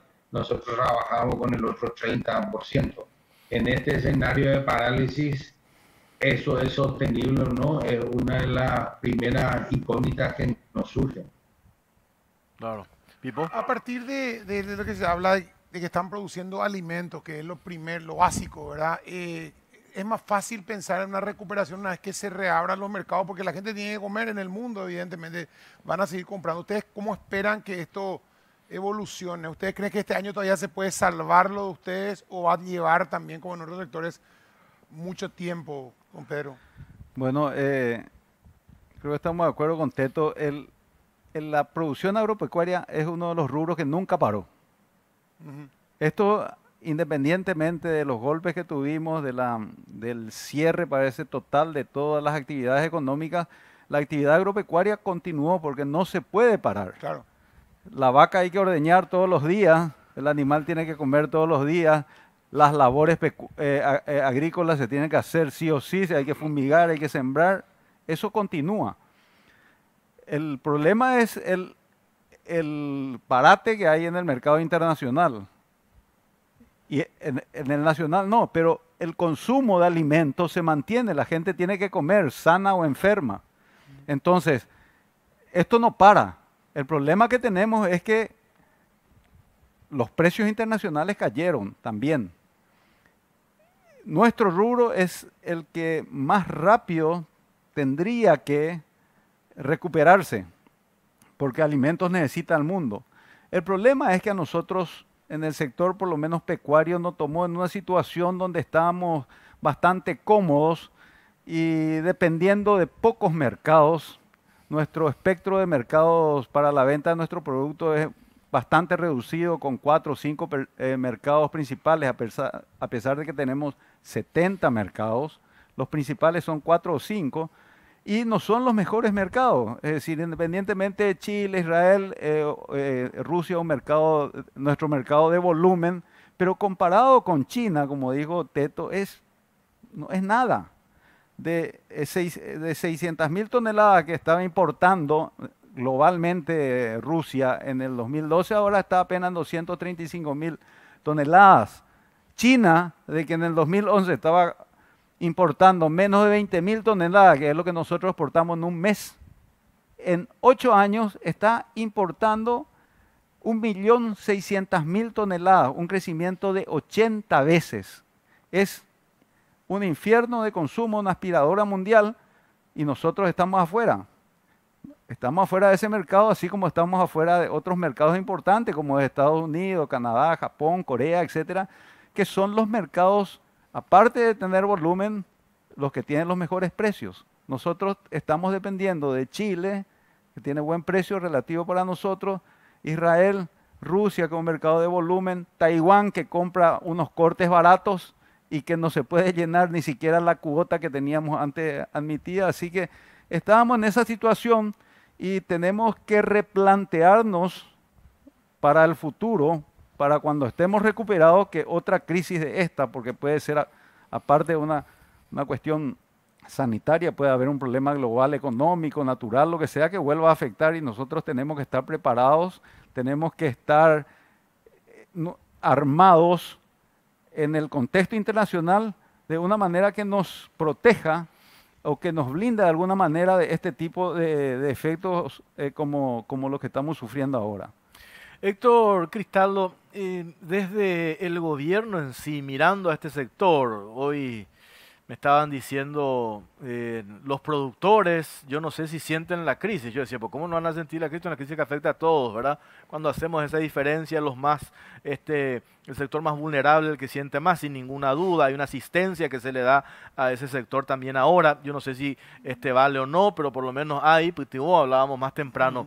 Para ustedes, ¿qué es lo que hay desde el gobierno? No digo como asistencia, pero esta flexibilidad en los bancos financieras para acceder a líneas de créditos, ¿encuentran ustedes esa salida o están trancados, atascados en un dilema que no saben cómo salir de esto? Es una coyuntura muy especial. Primero hubo un retraso en la cosecha y en la comercialización por la expectativa de mejor precio. La gente normalmente cuando comenzaba la cosecha ya vendía por lo menos la mitad de lo que se iba a cosechar, ya estaba negociado en enero cuando arrancaba la cosecha. Este año estábamos llegando a marzo y 40% recién se había vendido. Los contratos vencieron todos a fines de abril y quedó un 20-25% que se pasó a julio. Entonces, por el rezago que hay en la comercialización, en la cosecha que afectó y la comercialización, y también hay un rezago en la salida por el problema de la poca navegabilidad del río por el calado bajo, retrasó todo el flujo y hay una dificultad de enganchar financieramente el cierre de la cosecha anterior con el arranque de la programación y financiamiento de la próxima campaña. Esa es la dificultad principal que hay internamente. Y el coronavirus lo que trajo es la palabra de moda, incertidumbre, y eso hizo que los mismos actores del sistema financiero se retraigan, pongan freno de mano y esté también desacelerado el tema financiamiento. El sector es el que tiene mejor ventaja en el tema garantía, porque la tierra es una garantía importante, tiene una buena producción que está en los silos, es decir, la producción está en el campo, está en los silos, está guardada, está garantizada, lo que no está de vendida, y la plata no entró. Y entonces ese cancelar la deuda vieja y sobre todo para los que van a proveer insumos para la próxima campaña, ahí en ese enganche, en ese impasse estamos en este momento y se tiene que definir eso.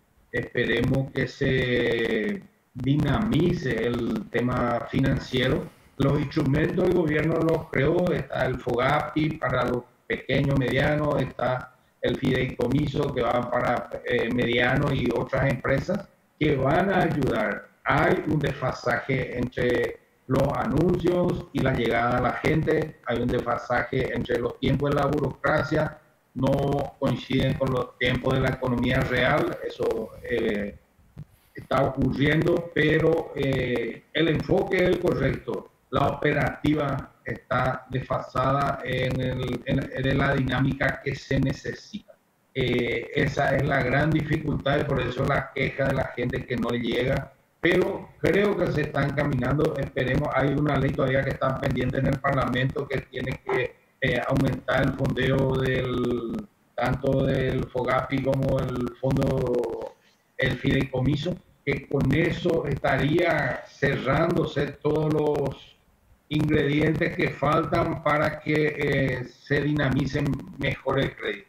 El problema es que el tiempo pasa muy rápido, las dudas siguen, hay más dudas que certeza, y en este escenario es muy difícil. El sector agropecuario y forestal es el que está mejor parado, tiene las mejores garantías y tiene las mejores condiciones en teoría. Si se empieza a activar, a dinamizar el comercio internacional, de volver a posicionarse rápidamente y ser el punto de apalancamiento de la recuperación de la economía y de las otras actividades a medida que se vayan liberalizando. La pregunta ahora es del otro lado. O sea, estuvo la semana pasada con Luis Villasanti el tema de la carne, el precio, pero también el precio de todos los productos que vienen del agro. Ustedes están recibiendo precios menores que antes, o sea, le están pagando menos a ustedes, pero están llegando más caros al consumidor. la culpa es de los intermediarios, de los frigoríficos. ¿Qué sucede? ¿Cómo se puede sincerar eso? Bueno, hace tiempo que venimos el sector productivo con el sector industrial teniendo una especie de conflicto en cuanto a al reclamo nuestro de que los precios que estamos recibiendo no se corresponden con los precios muchas veces de exportación que vemos, sobre todo como sucedió al principio de año, que teníamos unos récords de precios y récord de volumen, y sin embargo eso no se reflejaba. Cuando teníamos unos precios de exportación más bajos, nuestros precios que recibíamos como productores eran mejores que lo que estábamos recibiendo ahora. Pero esto pasó al debate público cuando la gente, después de esta crisis, cuando empezó a sentir la falta de dinero, la pérdida de trabajo, escuchó que los precios para los productores estaban por el piso, sin embargo se iban a los supermercados y por lo menos los cortes que son populares, a los que el pueblo está acostumbrado a consumir, no veían una baja en los precios. Más bien se mantenían, incluso en ciertos días cercanos a las fiestas nacionales, subieron. Entonces ahí se pasó esto a ser un debate público donde decimos nosotros, bueno, los productores, por lo menos nosotros no nos quedamos con la diferencia. ¿Cómo está? Que explique la industria, explique el sector intermediario, que están dando sus explicaciones, pero muchas de esas explicaciones no llegan a la gente, en el sentido que la gente no entiende muy bien. Lo que la gente va y ve, el precio de la costilla estaba a 28.000 y supuestamente están recibiendo 30% menos los productores. ¿Y por qué este está igual? Y ve el puchero y el lomito dice que bajaron de precio y otros cortes finos, pero eso no le importa mucho a nuestros hábitos alimenticios. Están guiados de manera distinta a lo que es la composición de la res en sí, que es lo que explican en los supermercados y explican los frigoríficos. Y bueno, la costilla está cara por la oferta y la demanda, hay falta de costilla, entonces sube el precio. Entonces dice la gente, pero ¿por qué sube el precio? ¿Por qué nos marcan igual y tenemos un precio accesible? Bueno, pero esa es una discusión que deberían aclarar más tanto la industria como los intermediarios. Nosotros estamos recibiendo los precios más bajos que tenemos de la historia reciente, de por lo menos los últimos 10 años. Ni en la época que tuvimos la crisis sanitaria aftosa recibimos precios tan bajos como los de ahora. Pero bueno, vamos a poner el pecho todos juntos, vamos a tratar de salir adelante todos juntos, pero queremos que todos juntos, que no haya gente que especule o que distorsione el mercado para sacar ventaja de esta situación que nos afecta a todos. Lo que le preguntaba a Héctor Cristaldo también, doctor Galli, cuando fue el jueves, me dice un amigo ganadero, vemos opciones alternativas para distintos sectores, pero no se pone énfasis al sector ganado, productores propiamente, me dice, con todos los problemas que tenemos, con nuestro personal, los capataz, los peones, etcétera, etcétera. ¿Ustedes cómo están en ese sentido? Bueno, me gustaría agregar lo que estaba ya diciendo el ingeniero Cristaldo. La banca paraguaya no está en modo COVID, como en otros países que se pusieron realmente. Acá el gobierno sacó unas leyes de emergencia, amplió los fondos de garantía del FOGAPI hasta cubrir un 80% de los préstamos. Se puso a disposición 500 millones de dólares para distribuir a las pequeñas, medianas empresas, pequeños productores que hay. Se creó el fideicomiso que se estaba refiriendo, donde hay un montón de dinero administrado por la FDA, que está para el sector financiero, que pueden dar crédito al 5%. La banca puede dar crédito al 10% con la garantía del FOGAPI que le cubre el 80%. Sin embargo, prefieren poner en los fondos, en las letras de regulación monetaria del Banco Central, que le paga 1,25%. ¿Por qué? Porque como él le está diciendo, la percepción de riesgo para el banco es que ahora está mal la situación. Tengo más dudas de si le voy a cobrar o no, aún con todo el apoyo que está teniendo desde el sector oficial. Tal vez esto vaya mejorando, pero por lo menos desde hasta hace pocos días de ese fondo de fideicomiso no se ha desembolsado ni un guaraní todavía. Entonces, Es necesario que los bancos también entren en el modo COVID, entren en la situación que estamos todos, que acompañen esto. El sector pecuario solamente está debiendo al sistema financiero más de 1.600 millones de dólares. Lógicamente el año pasado no se pudo cumplir los compromisos, menos este año. Necesitamos apoyo, necesitamos apalancamiento.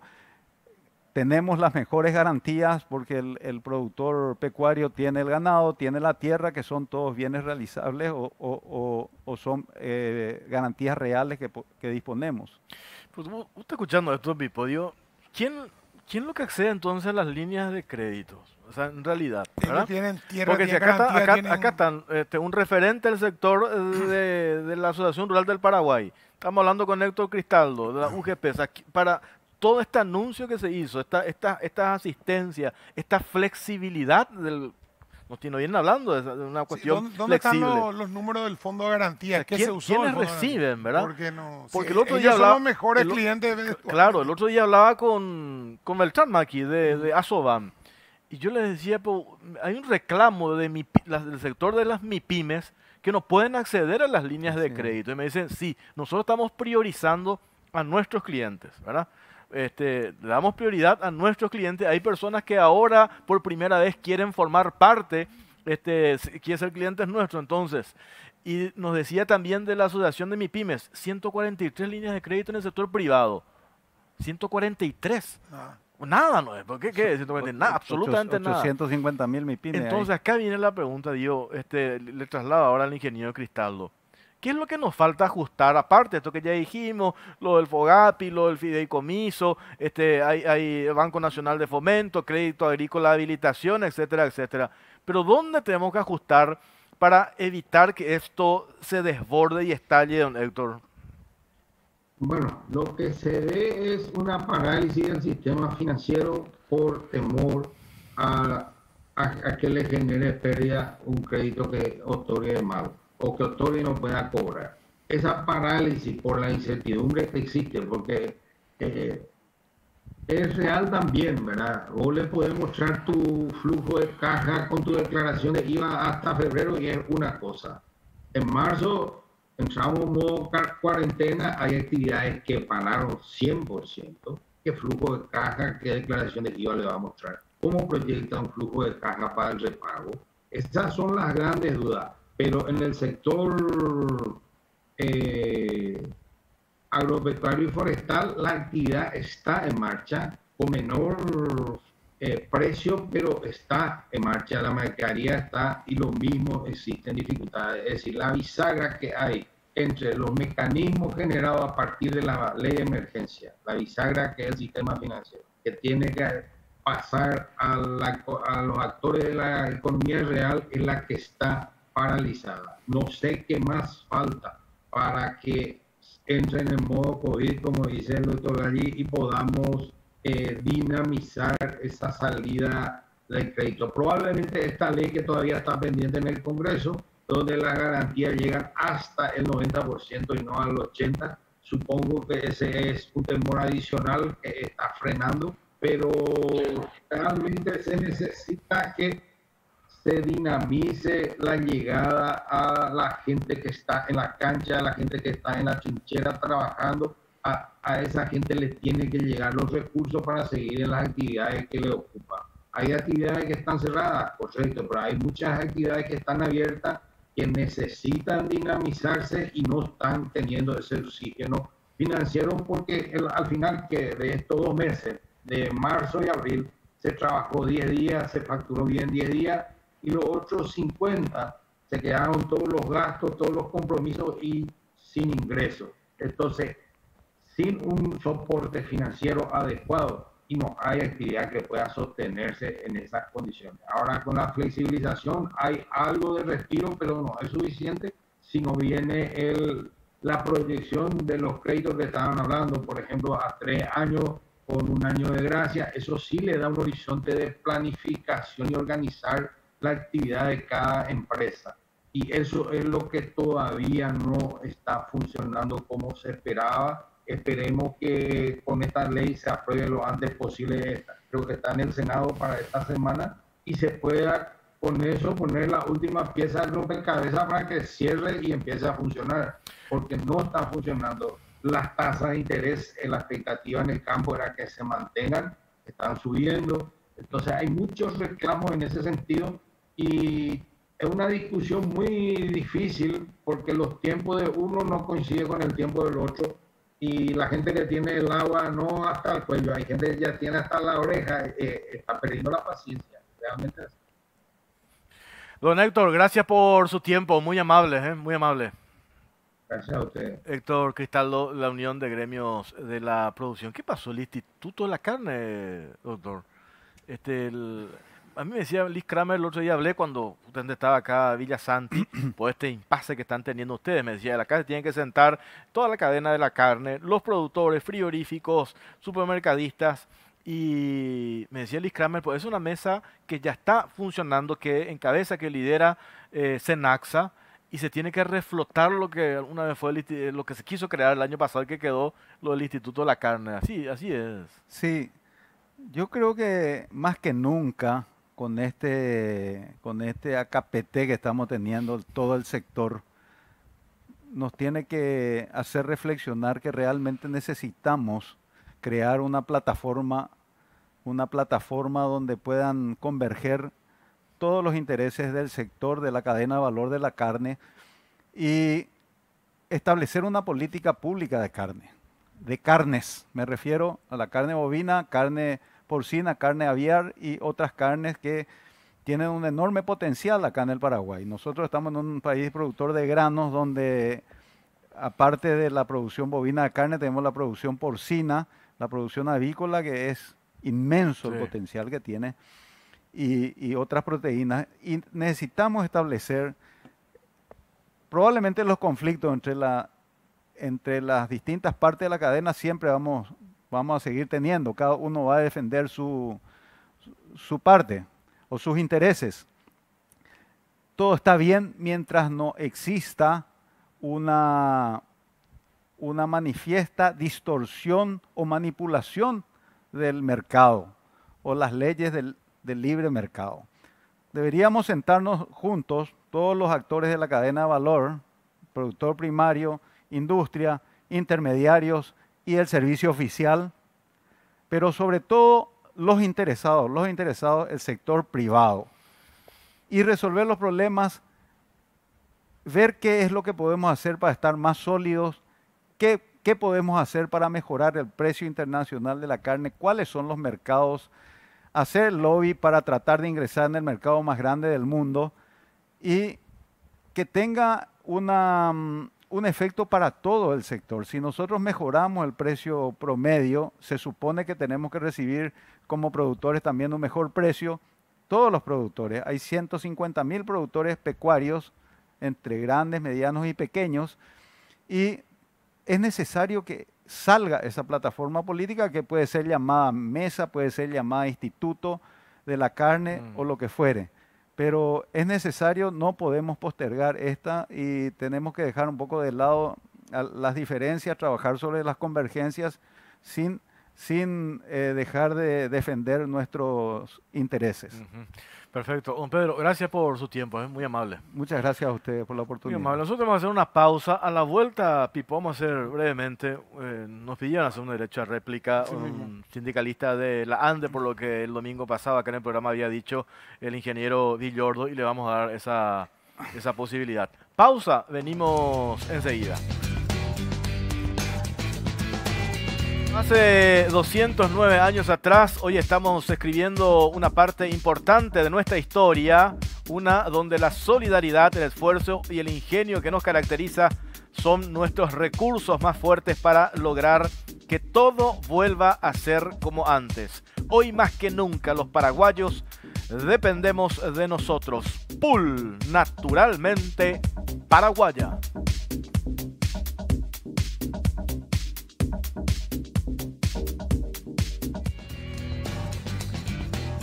Último bloque en Cara o Cruz. Está con nosotros Pipo, nos pidió el derecho a réplica Adolfo Villalba. Él es representante, es sindicalista, está en Sí. Citrande, ¿verdad? Él el otro día en la radio nos dijo que no quería hablar como sindicalista, sino a título personal. ¿Qué tal, Adolfo? ¿Cómo estás? Buenas noches, Jorge. Buenas noches, Pipo, y a la audiencia. Y agradezco la oportunidad que me están brindando esta noche. ¿Estás en un complot en contra del presidente de la ANDE? No, de ninguna manera. Eso dijo el domingo pasado acá. Sí, claramente, ingeniero, una sí. especie de complot para destituirle más o menos a él. Sí, exactamente. Bueno, como no tenemos mucho tiempo, quiero ir directo al grano. Sí. El presidente dijo la vez pasada que, en primer lugar, me mencionó a mí que estoy detrás de un complot, que más o menos quiero echarle la ANDE o algo así, ¿verdad? En primer lugar, eso es una atribución del presidente de la República. Lo único que nosotros hicimos es ejercer nuestro derecho de ciudadano de revisar un poco las páginas de las contrataciones públicas a raíz de que algunos compañeros nos pasaron información de que había algunos precios sospechosos de los postes de la ANDE. Entonces nosotros, como somos técnicos, también conocemos más o menos cuánto cuestan los postes. Nos llamó la atención y empezamos a investigar más profundamente, haciendo llamadas a fabricantes de postes, el famoso poste tipo ANDE. En la jerga profesional se le llama poste tipo ANDE. Son los postes que son fabricados de acuerdo a las normas, especificaciones técnicas de la ANDE. El ensayo que mencionan el presidente y el director de distribución, como si fuese algo de otro mundo, en realidad es agarrar 100 columnas, romper 2 y el pedazo llevar en la Facultad de Ingeniería y someter al laboratorio a su resistencia y compañía, ¿verdad? Y el precio de esas 2 columnas es lo que le cuesta al fabricante. Te doy un ejemplo: si cuesta 800.000 la columna, le rompes 2, son 1.600.000. Esos 1.600.000 le cargas al precio de los 100 columnas que le vas a vender. Si haces un cálculo simple, te sale 16.000 guaraníes más, nomás lo que tenés que cargarle por hacer el ensayo. Y seguramente el arancel que te cobra INTN, ¿verdad? Que realmente no sé cuánto es, ¿verdad? Pero no creo tampoco que sea una fortuna. En resumen, sobre este tema vos decís que hay un sobrecosto. Exactamente, bueno. Para ir directo al grano también, el presidente dijo, taxativamente dijo que los precios que se publicó en el medio donde se publicó el domingo pasado no existen.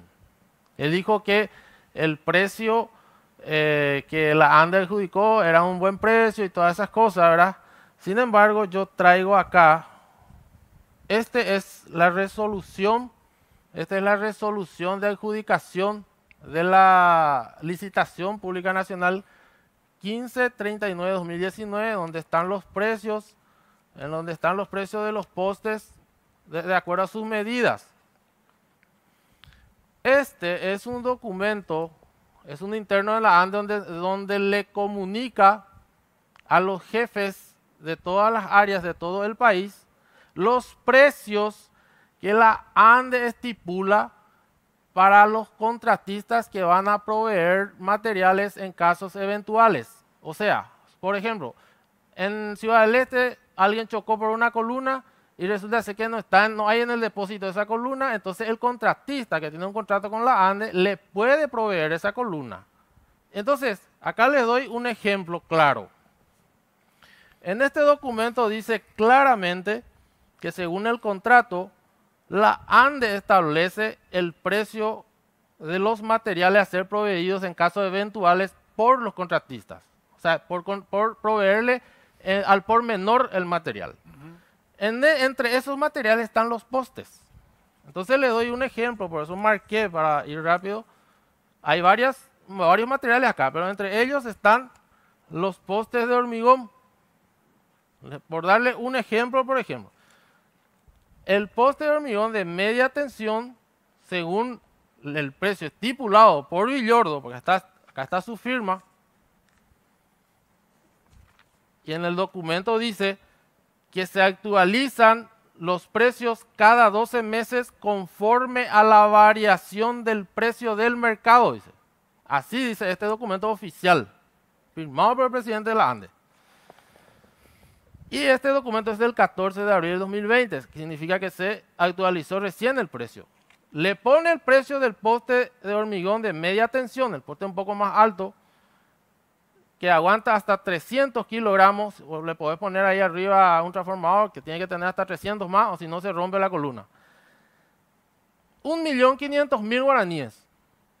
Le pagaría a ese contratista por ir a llevar en el lugar de la obra el poste, y después aparte le va a pagar por el trabajo, por plantarle la columna, pero por el material le va a pagar 1,5 millones. Seguramente ahí ya entra el flete, todos los ensayos, porque supongo que la ANDE, el contratista le va a poner uno que la ANDE exige, ¿verdad? Entonces, vamos ahora al precio que la ANDE estipula en esta licitación que es de la polémica. ¿Cuánto es? El precio más bajo de la misma columna de lo que estoy hablando a ustedes cuesta 2.329.800. ¿Y el más Ese alto? sí es en San Lorenzo. Y el más alto es porque varía el precio de acuerdo a la ciudad. En Ciudad del Este, por ejemplo, cuesta 2.969.300 en Ciudad del Este. Imagínense la diferencia de precio. 1.500.000. Un contratista que te va a vender una columna y sin embargo, en Ciudad del Este, la misma columna le vas a comprar 2.000 columnas y le vas a pagar 2.900.000. Casi ¿Dónde el está el doble. negocio ahí de la Claro, ANDE? a ver, para cerrar, porque no tenemos más tiempo. ¿Qué es lo que vos hiciste, Adolfo? Vos pediste informe porque el presidente de la ANDE nos dijo que vos pediste supuestamente para hacer un trabajo práctico. En realidad vos pediste informe porque querías saber, hacer esta comparación que acabas de hacer ahora de los precios de las columnas. Por supuesto. Yo le pedí a los compañeros que hagan la averiguación para que podamos tener, me pasen algunos números de algunos proveedores. Y para eso vos poder te fuiste y llamar. llevaste a un diario después, eso mismo.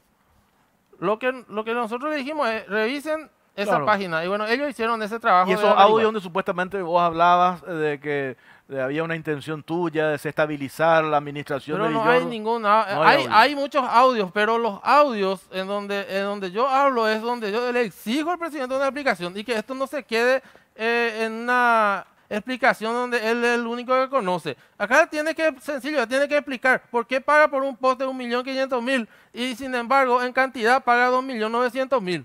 Esa es la explicación que yo le dije a los compañeros, que hay que ir al cuarto piso a exigirle. Tampoco vamos a irnos a atropellar al cuarto piso y patear la puerta, podemos ir a hacer sentatas. Nosotros somos un sindicato y que somos celosos custodios de nuestra empresa. ¿Ustedes van a hacer Perfecto. esta denuncia en ¿Cómo es? algún lado o no? Claro que sí, mañana. Yo como funcionario público estoy obligado a hacer la denuncia y estoy analizando con un abogado, solamente que estamos tratando de reunir todos los documentos porque queremos ser serios. Esto es muy serio. Perfecto. Esos documentos no puedes dejar. ¿Les podemos? Sí, claro Vale. que le vamos a dejar. Gracias, Adolfo. Muy amable. Muchas Nos vamos, Pipo. Vos tenés que agradecerle Vamos, a gracias Ariel. a Complot por las camisas siempre y bueno, gracias a la audiencia por estar aquí siempre. Muy bien, señor. Nos reencontramos el próximo domingo, si Dios quiere. Buenas noches.